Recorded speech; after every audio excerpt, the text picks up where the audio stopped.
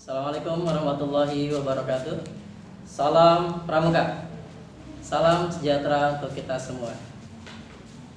Kak Mabigus SMA Negeri 1 Curas yang saya hormati, Ketua Gugus Depan 05 095 05096, Tambalan Pangeran Aryadillah dan Nyageng Serang yang kami hormati, Pembina Satuan Putri Tambalan Nyageng Serang yang kami hormati, serta rekan-rekan Dewan Ambalan SMA Negeri 1 Ciroas yang kakak banggakan, dan kakak-kakak peserta MPPT virtual tahun 2021 yang sangat kakak banggakan.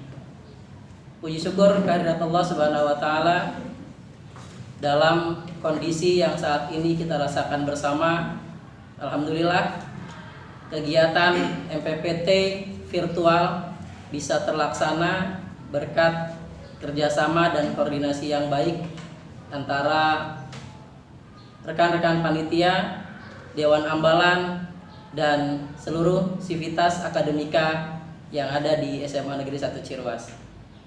Salawat serta salam semoga Allah senantiasa limpah curahkan kepada junjungan alam baginda Nabi Muhammad Sallallahu Alaihi Wasallam, dengan berharap limpahan rahmatnya tersampaikan pula kepada kita semua yang senantiasa berusaha mencoba mengikuti ajaran-ajaran yang telah disampaikan beliau.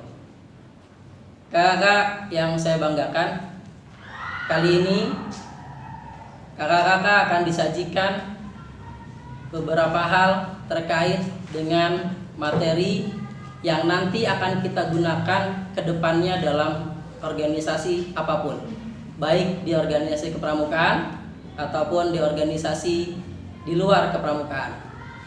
Apa itu? Hari ini akan kita bahas tema mengenai teknik persidangan.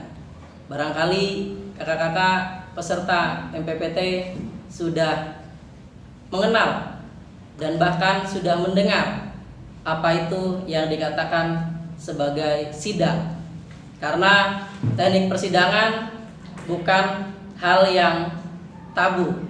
Sesungguhnya ini sudah jadi makanan yang seharusnya dilahap oleh kakak-kakak yang senang dengan organisasi di luar sekolah.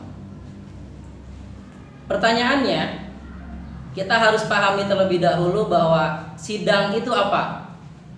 Sidang yang kita kenal hanya sebatas di ranah pengadilan. Tetapi pada prosesnya sidang ini akan dilakukan dalam organisasi apapun, termasuk di dalamnya adalah organisasi kepramukaan. Insya Allah nanti kita agendakan untuk melaksanakan sidang ini di akhir tahun, biasanya kalau di Ambalan SMA Negeri 1 Ciroas. Baik kakak yang saya hormati, definisi sidang itu sendiri intinya adalah forum yang berkumpulnya semua anggota organisasi untuk memutuskan sesuatu dengan tata cara dan mekanisme tertentu. Kali ini kita akan coba mengenal bagaimana teknik-teknik persidangan dan beberapa hal yang terkait dengan persidangan. Yang pertama mengenai istilah-istilah dalam persidangan. Yang kedua, aturan yang akan digunakan dalam konsep persidangan. Dan yang ketiga, jenis-jenis persidangan. Dan terakhir adalah jenis-jenis interupsi yang nanti akan kita gunakan dalam persidangan. Baik kakak yang saya hormati, yang pertama, istilah-istilah persidangan yang harus kakak-kakak kenal yaitu skorsing atau pending.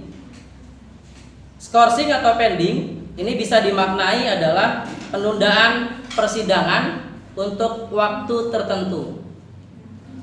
Kalimat penundaan ini tergantung pada kebijakan yang nanti akan diambil oleh keputusan bersama dalam sidang.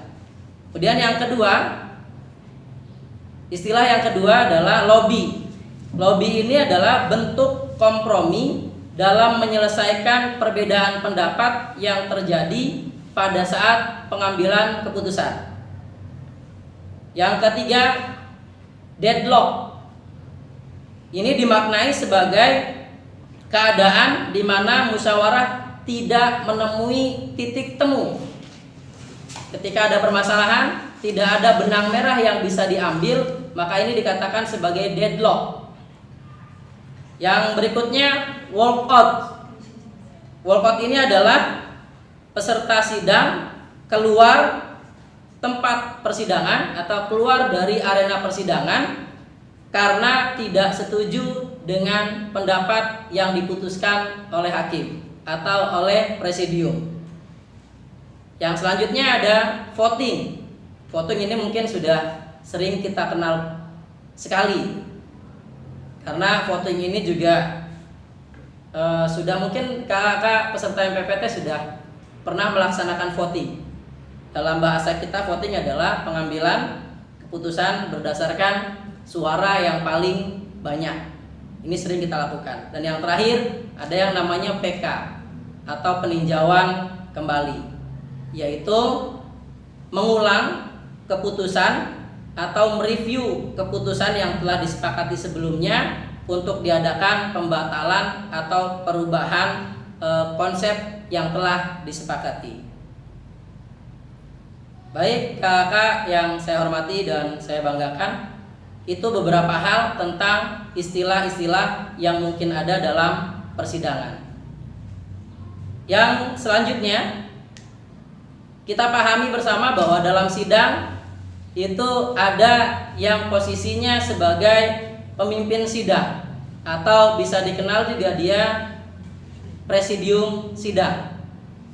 Biasanya yang sudah kita pahami bahwa presidium itu memimpin jalannya sidang dengan menggunakan mekanisme dan aturan tertentu. Di dalam sidang ada yang namanya palu sidang. Palu sidang ini sebagai alat untuk mengkoordinasikan antara presidium sidang dengan peserta sidang. Mekanisme untuk penggunaan palu sidang, terutama dalam hal ketukan palu, ini ada makna, ada arti dari setiap ketukan yang nanti digunakan dalam persidangan.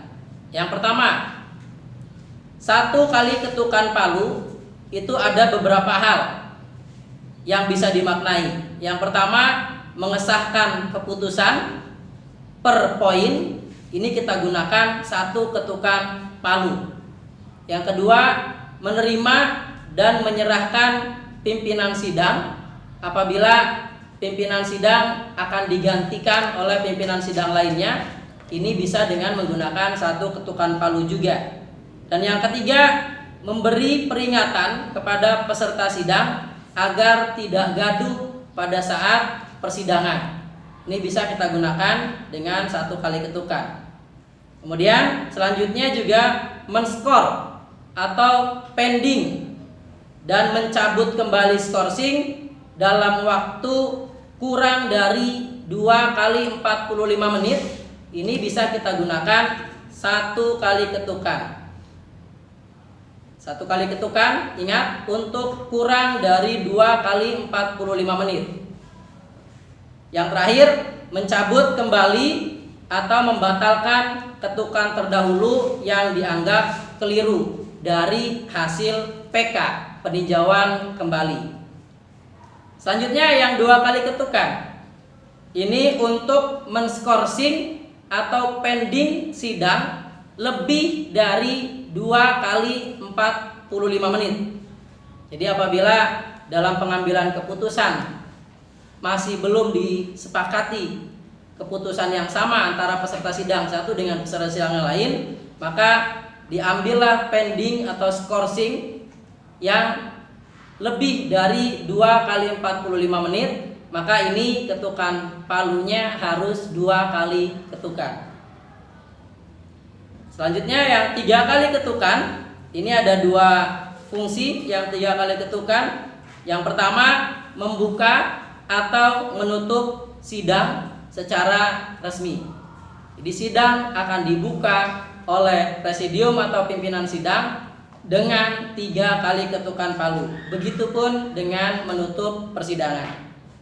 Dan yang terakhir, untuk yang 3 kali ketukan ini digunakan untuk mengesahkan keputusan secara final atau memutuskan hasil akhir dari sidang yang telah dilaksanakan. Ini dapat pula digunakan dengan 3 kali ketukan.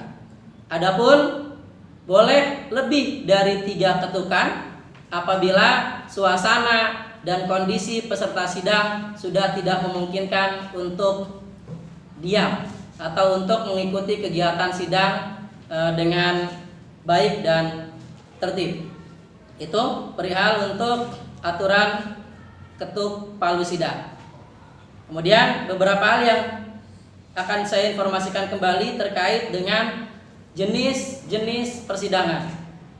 Dalam persidangan di organisasi kepemudaan yang lainnya, ini pun akan kembali ditemukan jenis-jenis sidang yang terdapat dalam permusyawaratan dalam persidangan atau musyawarah dalam persidangan. Yang pertama, sidang pleno.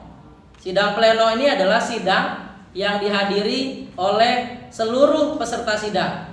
Termasuk dalam kategori sidang ini adalah apa saja yang termasuk ke dalam sidang pleno: sidang pendahuluan yang biasanya membahas tentang jadwal, tata tertib, dan pemilihan presidium. Ini ada pada sidang pleno. Kemudian sidang yang kedua, sidang komisi. Sidang komisi ini adalah sidang yang dihadiri oleh anggota komisi, sebagian dari peserta sidang yang termasuk dalam komisi-komisi tertentu. Biasanya komisi ini dibagi dalam beberapa komisi, tergantung kebutuhan dari setiap organisasi. Kita ambil contoh di ambalan kita, biasanya komisi ini kita bagi menjadi 3. Komisi A, komisi B, dan komisi C. Untuk komisi A ini terkait dengan SOP atau mekanisme dan tata cara pengembangan ambalan. Kemudian yang kedua, komisi B ini biasanya dibahas tentang program kerja ambalan. Dan yang terakhir, komisi C ini kalau tidak salah membahas tentang adat ambalan. Ini komisi yang ada di ambalan. Dan yang terakhir, sidang paripurna. Sidang paripurna ini tujuan utamanya adalah menyepakati hasil dari sidang-sidang komisi, baik komisi A, B, dan C. Tentunya diikuti oleh seluruh peserta sidang. Itu untuk sidang paripurna. Prosesnya sidang pleno, kemudian sidang komisi, dan terakhir adalah sidang paripurna. Kakak yang saya hormati, tentunya pada proses persidangan ini akan terjadi komunikasi antara peserta sidang dan presidium sidang terkait dengan usulan, pendapat, opini, masukan, dan yang lainnya untuk memberikan arahan keputusan yang akan diambil bersama. Ada mekanisme atau cara yang digunakan untuk mengajukan opini, kemudian mengajukan usulan dan yang lainnya. Dan di persidangan itu dikatakan sebagai interupsi. Atau interupsi itu adalah bentuk selaan atau memotong pembicaraan dalam sidang karena adanya masukan yang perlu diperhatikan untuk mengambil keputusan secara bersama. Ada beberapa contoh interupsi yang bisa kita gunakan. Yang pertama yang sering kita gunakan adalah interruption point of order. Ini bentuk interupsi yang dilakukan untuk meminta penjelasan atau memberikan penjelasan terkait dengan permasalahan yang ada. Ini untuk interupsi point of order. Yang kedua, interupsi point of information. Ini digunakan apabila seseorang atau peserta sidang ingin menyampaikan informasi terkait dengan pembahasan yang sedang dilaksanakan. Ini untuk menambahkan khasanah pengetahuan terkait dengan permasalahan yang akan kita ambil keputusannya. Kemudian yang ketiga, interupsi point of clarification. Sesuai dengan definisinya, bahwa interupsi ini dikatakan sebagai klarifikasi antara permasalahan yang ada, menyela pemotongan, menyela pembicaraan peserta sidang lain untuk menyampaikan klarifikasi terhadap masalah yang ada. Kemudian yang terakhir ada interupsi point of personal. Ini lebih pada cenderung permasalahan secara pribadi. Artinya bentuk interupsi ini yang disampaikan menuju atau fokus pada seseorang dan peserta lain sudah di luar pokok permasalahan. Biasanya ini untuk membela secara pribadi agar seolah-olah peserta sidang tidak disudutkan dalam kasus tertentu. Itu untuk interupsi. Barangkali sampai dengan interupsi pada persidangan sudah selesai. Sebagai penutup, terima kasih Kakak Dewan Ambalan yang sudah memberikan kesempatan untuk Kakak diberikan waktu selama berapa menit, kurang lebih 7 menit, 17 menit. Mudah-mudahan apa yang Kakak sampaikan bisa bermanfaat untuk peserta MPPT 2021, dan kita insya Allah akan bertemu pada musyawarah ambalan dengan konteks teknik persidangan yang nyata. Semoga Tuhan senantiasa melindungi kita dan memberikan kelancaran dalam meningkatkan kemampuan di luar kegiatan internal sekolah. Terima kasih atas perhatiannya. Kakak akhiri. Assalamualaikum warahmatullahi wabarakatuh. Salam Pramuka.